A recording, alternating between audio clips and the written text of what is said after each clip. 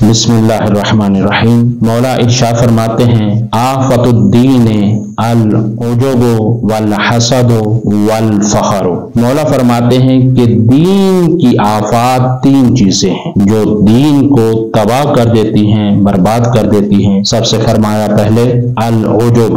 عجب بیماری ہے۔ عجب کسے کہتے ہیں؟ عجب کہتے ہیں انسان اپنے آپ کو دوسروں سے بہتر سمجھے۔ ٹھیک ہے، آپ کے پاس ایک فضل ہے، ایک کرم ہے، لیکن اسی کو بنا کر ذریعہ دوسروں سے اپنے آپ کو افضل سمجھنا، یہ عجب جیسی بیماری ہے۔ اور سب سے پہلی مرتبہ اس بیماری کا جو شکار ہوا وہ شیطان ہے، کہ جیسا کہ قرآن کے اندر واقعہ موجود ہے کہ من منع کا ان تسجد لما خلقت بیدی، اے شیطان تجھے کس چیز نے منع کیا جس کو میں نے اپنی قدرت کاملہ کے ذریعے سے خلق کیا تھا؟ تو اس نے کیا کہا؟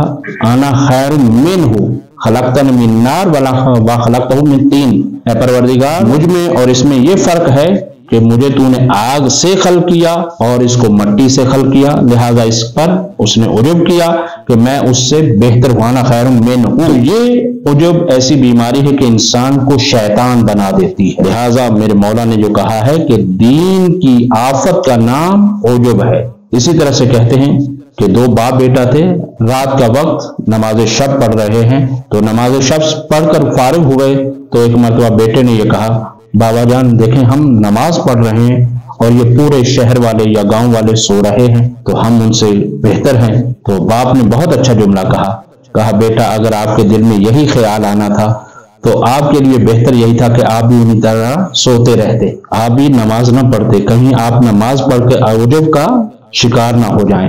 تو یہ بہت بڑی بیماری ہے، لہٰذا یہ دین کو فنا کر دینے والی بیماری ہے، اس سے باہر آنا چاہیے۔ اس کے بعد حسد ہے۔ حسد عزیزان واقعاً بہت ہی سخت ترین بیماری ہے، اور عام طور پر ہمیں یہ نظر آتا ہے کہ ہمیشہ مثلا چھوٹا بڑے سے حسد کرتا ہے، مثلا اس کے پاس یہ مقام ہے میرے پاس نہیں۔ جو اہم نقطہ دینا چاہتا ہوں وہ یہ ہے کہ کبھی بڑا بھی چھوٹے سے حسد کرتا ہے، چاہے وہ علم میں بڑا ہو، چاہے وہ دولت اور شہرت کسی بھی مقام کے حساب سے بڑا ہو، وہ بھی کبھی چھوٹوں سے حسد کرتا ہے۔ حسد کس طرح سے کہ اگر یہ پڑھ لکھ گیا یا اس کے پاس پیسہ آ گیا یا یہ کامیاب ہو گیا تو یہ میرے برابر آ جائے گا، تو اس بات سے حسد کرتا ہے۔ یعنی حسد کرنے کا مطلب ایک یہ بھی ہوتا ہے کہ یہ اس کے پاس نہیں آنا چاہیے، یہ جو چیز اچھی ہے اس کے پاس نہ ہو، بھلے میرے پاس ہو یا نہ ہو لیکن اس کے پاس نہیں آنا چاہیے۔ اس کے بالمقابل ایک اور چیز ہے جسے غبطہ کہا جاتا ہے۔ جو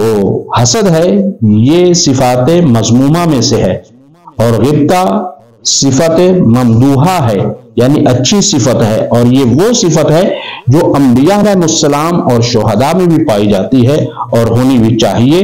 یعنی اس کا کیا فرق ہے حسد اور غبطہ میں؟ تو غبطہ کہتے ہیں کسی کے پاس کسی نعمت کو دیکھ کر اپنے دل میں یہ جذبہ پیدا کرنا اور خدا سے دعا کرنا پروردگار جس طرح سے آپ نے اس کو نوازا ہے اسی طرح مجھے بھی نواز دے، یہ اس طرح سے یہ غبطہ کہلاتا ہے۔ اور حسد اس کے برعکس ہے کہ پروردگار تو نے جو مجھے نعمت دی ہے یہ پاس میرے رہے یا نہ رہے اس کو نہیں ملنی چاہیے، یا اس سے زائل ہو جائے، جو اس کے پاس نعمت ہے مجھے ملے یا نہ ملے لیکن اس کے پاس نہ رہے، یہ حسد ہے۔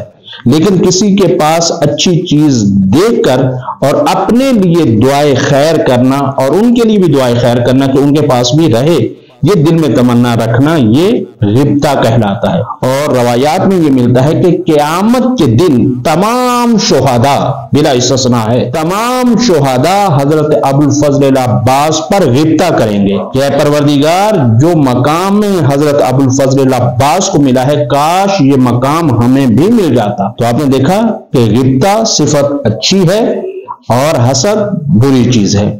اور تیسری جو امام جعفر صادق علیہ السلام نے چیز فرمائی ہے وہ ہے فخر کرنا کسی شے کے اوپر، کہ مثلا میرے پاس اتنی دولت، میرے پاس اتنی شہرت، میں اتنا بڑا، میں یہ میں وہ، یہ عجب سے تھوڑا سا ہٹ کر ہے۔